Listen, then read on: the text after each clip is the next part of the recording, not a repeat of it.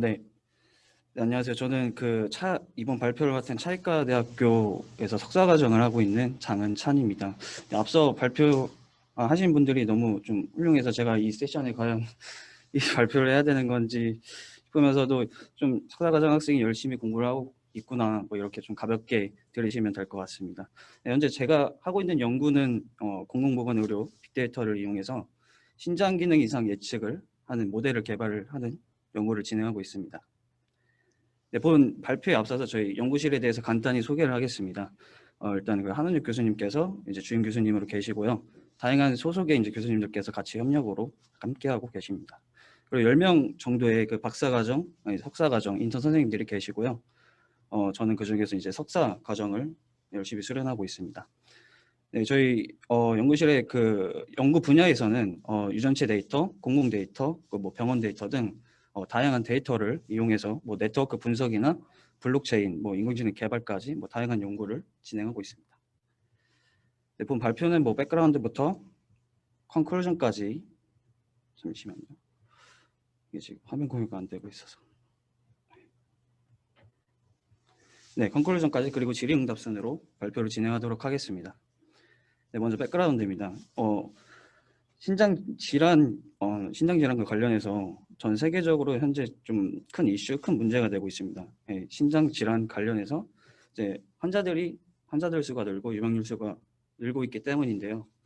네, 신장 질환이 가장 대표적으로 이제 만성 신부전을 들 수 있는데, 미국 같은 경우가 성인들의 7명 중에 이제 1명 이상이 만성 신부전으로 고생을 하고 있고, 네, 우리나라 같은 경우도 이제 심사평가원에 따르면 2019년 25만 명으로 2015년에 비해서 46%로 급증했다고 합니다.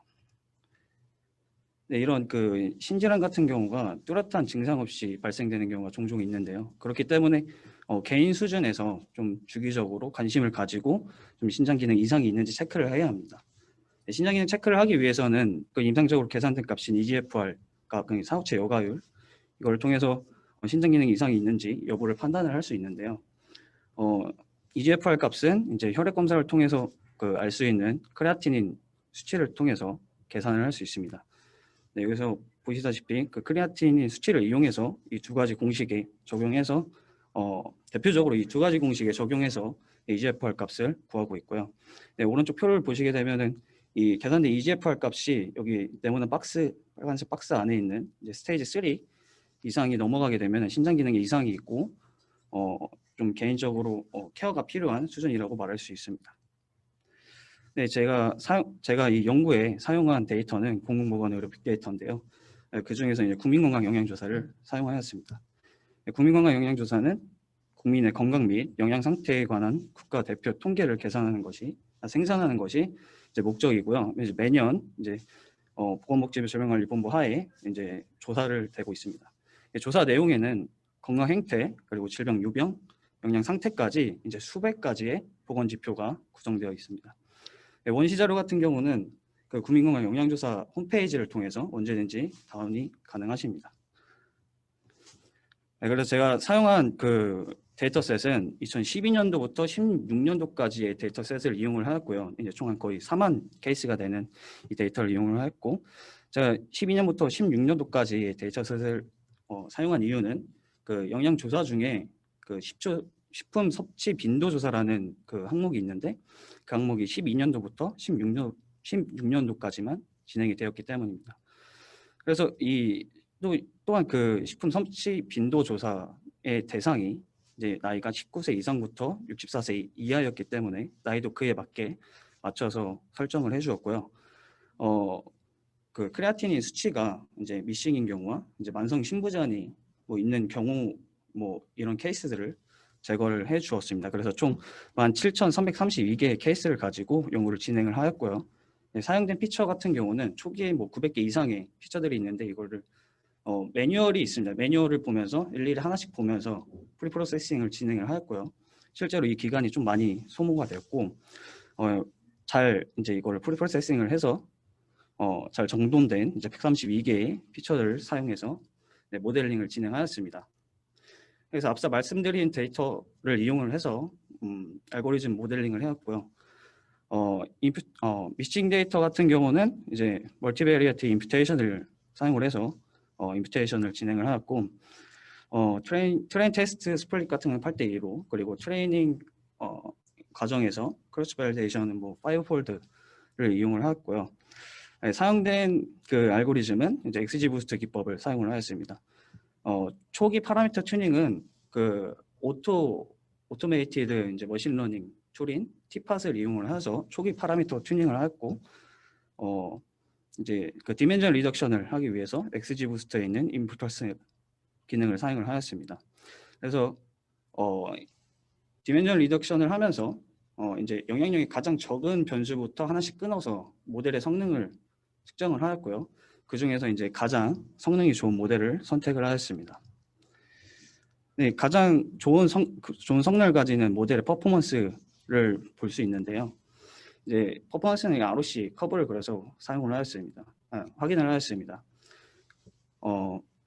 이제 이 데이터가 조사 데이터이기 때문에 이제 샘플 가중치 이제 샘플 웨이트가 적용이 되어야 하는데요. 이제 적용된 것과 되지 않을 때 이제 좀 상이한 차이를 보일 수 있기 때문에 좀 주의를 해야 됩니다. 왼쪽에 A 같은 경우가 그 샘플 가중치가 적용되지 않은 경우이고요. 이제 B 같은 경우가 이제 샘플 웨이트가 적용된 경우입니다.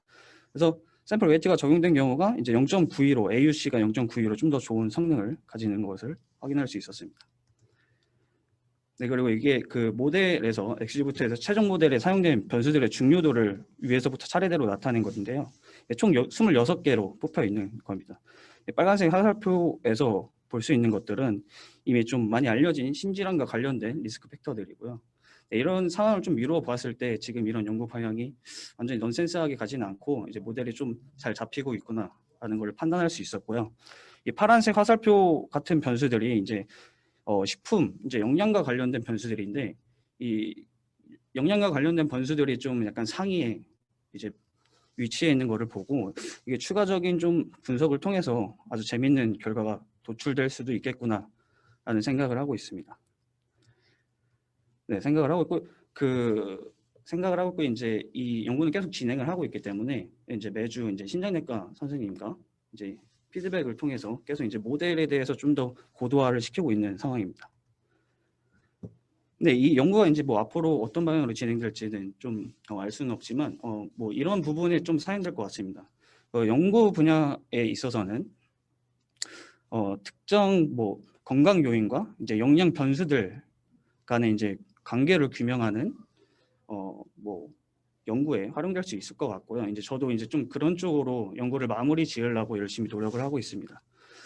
네, 그리고 뭐 산업 분야 같은 뭐 디지털 헬스케어 뭐 산업 분야에 적용되는 부분에 있어서는 이제 뭐 신장 기능 이상을 예측하는 뭐 알고리즘, 인공지능을 약간 좀 잘 풀어서 해석을 한 뭐 어플리케이션 뭐 이런 데에 활용을 할 수 있을 것 같고요.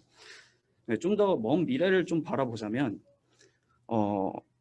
좀 더 모델을 좀 인풋 변수들을 조금 조정을 해서 좀 모델도 고도화시키고 다른 기술들과 접목을 시켜서 좀 재밌는 서비스를 좀 만들 수 있을 것 같습니다.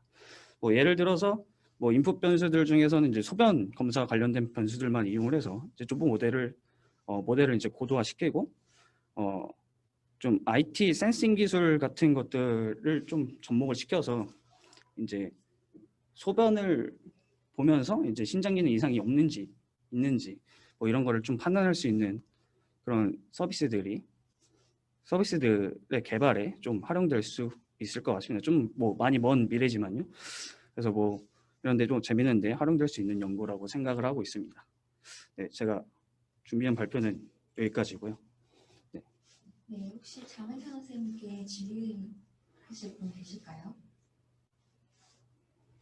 네, 네, 굉장히 흥미로운 연구를 진행하시는 것 같습니다. 재밌게 잘 들었고요.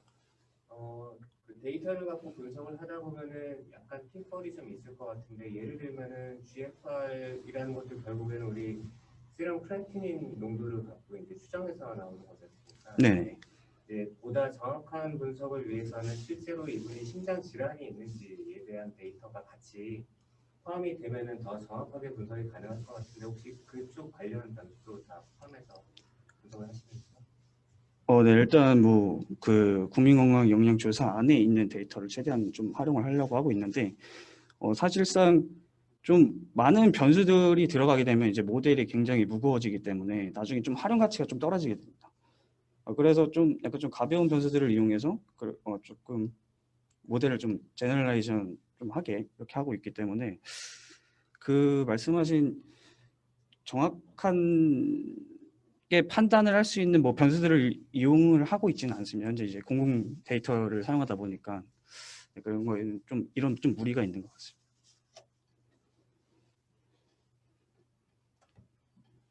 네. 혹시 다른 질문 있으신 분 계실까요? 네. 선생님 수고하셨고요. 네.